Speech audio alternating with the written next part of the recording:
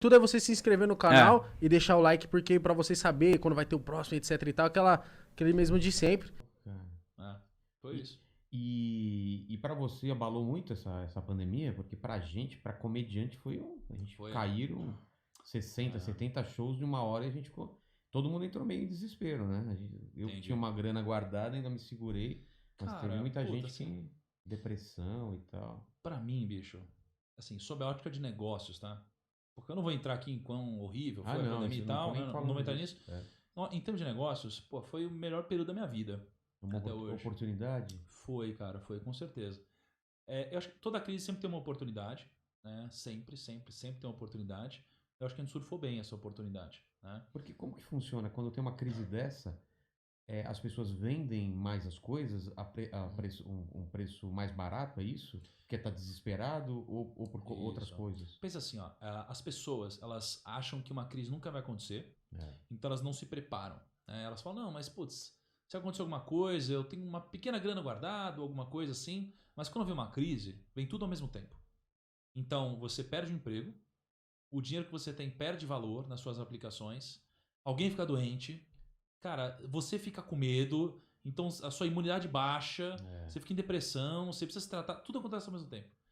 Isso daqui gera preços baixos nas coisas, né? Então tem pessoas que precisam de dinheiro, aí você vai vender o imóvel, vai vender o carro, vai vender qualquer coisa. Aí você é um comediante, está num cenário difícil. Cara, você vai vender palestras futuras suas por um preço mais baixo. Então esse é o momento em que tem sempre alguém chorando e tem sempre alguém vendendo um lenço. O ponto é, como eu sou um cara de investimentos, eu já li trocentos livros, mas eu sou novo, né? Eu tenho 30 anos. E eu espero há 10 anos uma crise em que eu tenha dinheiro. Uma crise em que eu tenha dinheiro e possa aproveitar esse momento. E essa foi a primeira? Essa foi a primeira crise.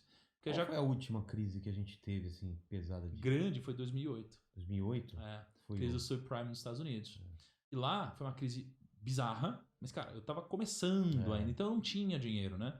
Então, e já aconteceram outras crises menores, mas assim, fortes ainda, mas eu não tinha tanto dinheiro assim durante essas crises, né? Então essa foi a primeira vez. E o que aconteceu? A nossa bolsa de valores caiu 50%. E aqui, quando caiu 50%, por que a bolsa cai?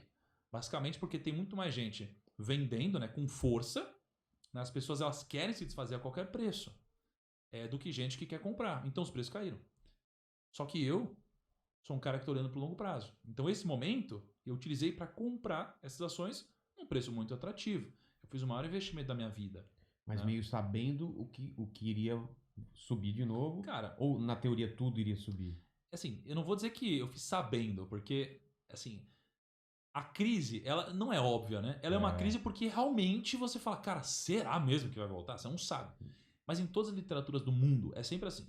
Compre quando tem sangue nas ruas, né? Compre ao som dos trovões. Compre ao som dos canhões. Cara, foi o que eu fiz, né? E eu invisto publicamente, né? Eu tenho um quadro que chama Rumo ao Bilhão. Eu invisto todo mês. A gente deve estar lá com uma grana hoje, deve ter sei lá, uns 19 milhões públicos assim. E, cara, foi a maior aposta da minha vida. Eu fiz publicamente, uma galera me criticando. Você falou então em que você investiu? Você já falou? Já. O que você investiu? Eu comprei uma série de ações. Devo ter comprado umas 7 ações diferentes, né? Então imagina, eu comprei no momento em que todo mundo estava vendendo. Então todo mundo me criticou e falou, cara, você é burro, você vai perder dinheiro, você vai quebrar, você é louco, você fica lá. Fez o contrário do que... O contrário. Mas, cara, se a maioria das pessoas tem um resultado medíocre, você não quer fazer o que a maioria das pessoas fazem. Você quer fazer algo diferente. Exatamente. Né? Foi o que eu fiz. E as ações subiram, talvez algo em torno de 130%. Já no período recuperaram? de um ano. Exatamente, né? Então, assim, esse tipo de coisa aparece pontualmente. É coisa que aparece de 5 em 5 anos ou de 10 em 10 anos. E quando aparece, você precisa estar preparado para aproveitar. E você tava percebendo já esse movimento das empresas digitais, de quem faz venda digital, que isso ia... Ou só depois que aconteceu a pandemia mesmo que deu para sentir... Porque, pô, Mercado Livre, tudo, cara, os caras ganharam muito, né? Ganharam muita grana. Eu fiquei viciado no Mercado Livre. Sabe, vício mesmo? Hoje... Mas você negocia, compra e vende, assim? Não, só compro. Só compra? Para não sair de casa, eu compro tudo pelo Mercado Livre. Eu te entendo. Eu sou assim com iFood, Rappi. Exatamente, iFood e tal. Cara, eu fiquei viciado nessas compras. Porque antes a gente, vamos sair hoje e tal. E eu já gosto de ficar em casa, então assim, tudo, Moletones. moletom, tudo vem pra cá, tudo vem até minha casa. Perfeito. Então, você teve essa leitura já há um tempo? Cara, assim, contar uma historinha aqui rápida. Eu acho que quando você tá falando de Ó, meu sucesso... acabou já, hein? É? É, Quando você tá falando de sucesso, você acertar o timing das coisas, eu acho que tem algumas coisas que você precisa ter em mente. tá. Assim, você tem o primeiro grau de pensamento. Né? O primeiro grau de pensamento é um pensamento medíocre. É o pensamento que a maioria das pessoas tem em relação às coisas. Tá? Quando a pessoa tem um primeiro grau de pensamento, elas nunca vão atingir qualquer tipo de sucesso financeiro. O que é a mediocridade? É assim, você olha para uma Ferrari e você fala, esse carro é incrível.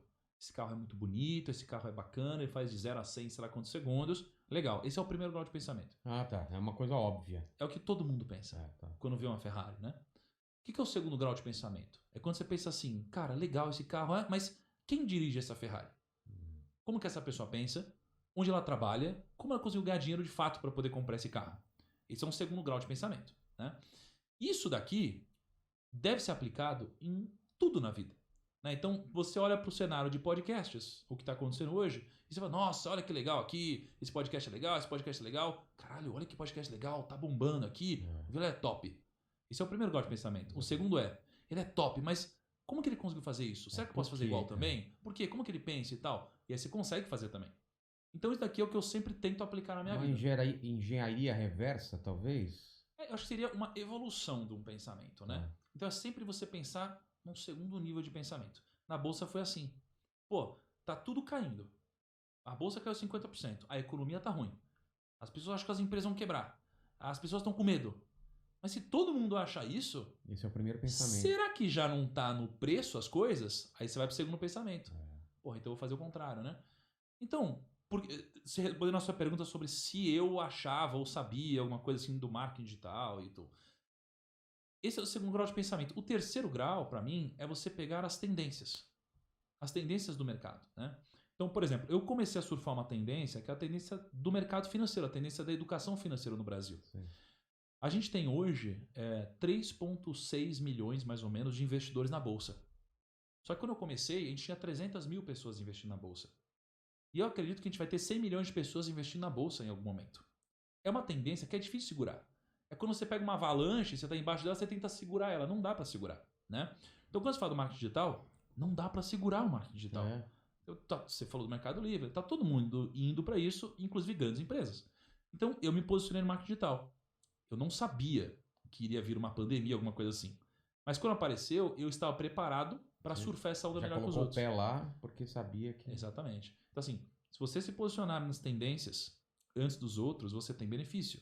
E o problema é, a tendência, ela serve para você se preparar para ela. Exatamente. E, aliás, você deve se preparar para a tendência e não para o que acontece hoje. Então, isso é um grande erro. As tendências no Brasil hoje, elas são quase todas ligadas à tecnologia e trabalhos que vão envolver pensamentos, né? E as pessoas hoje se preparam para coisas que não vão existir lá na frente. Então elas estão se preparando para coisas que não fazem nenhum sentido, ao invés de se preparar para as tendências, que foi um pouco do que eu fiz com o marketing digital. E aí eu pude surfar antes dos outros, né? Pra falar em surfar, eu costumo usar um exemplo aqui, porque o pessoal fala... Você pôs pra mim? Pôs. Quer colocar mais? Acho que você não pôs pra mim. Ah, tá. Eu costumo falar uma coisa que tem até a ver com o que você falou de surfar, né? Porque as pessoas, às vezes, querem entrar na onda quando ela já tá quebrada, né? E o ideal é você entrar na onda quando ela tá começando a se formar. Então eu vejo muita gente entrando agora no podcast porque, nossa, a onda agora é podcast. Só que ele não notou quando essa onda estava começando a se formar. E agora ela já quebrou, né? Tem, sei lá, 300, 400 podcasts. Claro que dá, mas é mais difícil você entrar numa onda quebrada, né? Perfeito. Quando você começa... E o stand-up também eu percebi isso, assim, quando aquela onda estava começando a se formar e a galera entrou, é sempre mais fácil do que quando já tá quebrado e tá todo mundo tentando surfar, né? Cara, e olha que legal. Assim, pensa a câmera digital. Certo. Né? A Kodak, ela... Que hoje... Kodak quebrada, não sei o que lá, né? A Kodak inventou a câmera digital. Ela inventou? Ou inventou, foi uma das primeiras a lançar de fato isso. Só que o que aconteceu? Ela lançou com puta inovação e tal, e não teve aderência. E aí, ela lançou, investiu muito dinheiro, as pessoas não aderiram, com o passar do tempo, ela descontinuou a câmera digital. Olha que louco.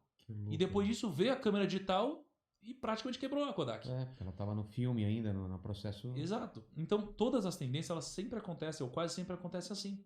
Foi assim com uma espécie de um iPad também, né? Então, assim, você lança, ninguém acredita. Quando você deixa de acreditar, geralmente tem uma pernada pra cima. Exatamente. Isso aconteceu com muita coisa no mundo. E o podcast também.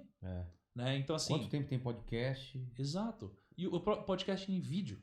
Você já tinha gente fazendo em vídeo, aí todo mundo falou, não, nada a ver, podcast é áudio. Aí, de repente, aí começou a bombar. Isso. E se você olha para os Estados Unidos, o Joe Rogan já estava bombando, quer dizer... A tendência é que uma coisa que acontece lá também aconteça aqui. Então, se você vê que lá tá esse movimento acontecendo, talvez aqui aconteça. Perfeito, cara. E assim, uma das melhores formas de você fazer negócios bem-sucedidos é você olhar para fora. Né? Então, por exemplo, a XP Investimentos, ela é uma das maiores corretoras do Brasil, né? Ela tem um momento que ela começou a crescer muito. E foi quando ela fez uma coisa muito simples, cara. Ela olhou para fora, tinha um player lá fora chamado Charles Schwab, que é a mesma coisa que a XP aqui. E eles fizeram um esquema que eles abriram a plataforma deles para poder investir em vários lugares pela Charles Schwab. E a XP olhou e falou, peraí, por que eu não faço isso também?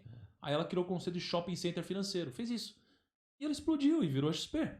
Então, uma forma muito simples de você crescer é você olhar o que está dando certo lá fora, ainda não deu certo aqui, e você faz isso. E você quer um exemplo inverso? Finanças. Os nossos canais de finanças aqui são os maiores do mundo. Ah, é? Do mundo, nenhum lugar. Só não sei em relação à China, não consigo acompanhar lá. Lá é um universo totalmente diferente. Exato, mas tirando a China, é o maior. São os maiores. E aí, lá você tem canais de finanças agora que estão crescendo muito, não são maiores do que os nossos no Brasil ainda, mas estão fazendo exatamente o que a gente faz aqui. Eles estão olhando pra cá, pra ver o que deu certo. Olhando ou não, tá igual. Ou seja, é só você olhar porque tá dando certo em algum outro lugar e trazer pra cá.